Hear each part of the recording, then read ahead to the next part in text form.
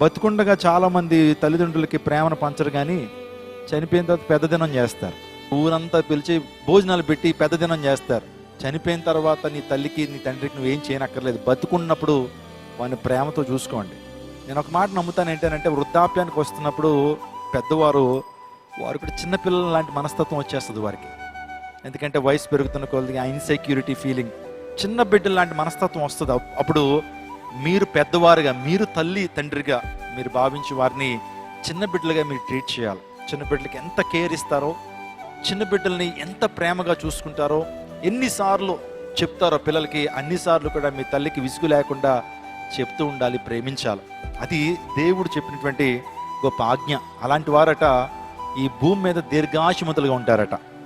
తల్లిని ద్వేషించేటువంటి వారు, తల్లిని దూషించేటువంటి వారి జీవితాలట కారు చీకట్లో వారి జీవితాలు ఆరిపోతాయని సామెతల గ్రంథంలో మనం చదువుతుంటాం.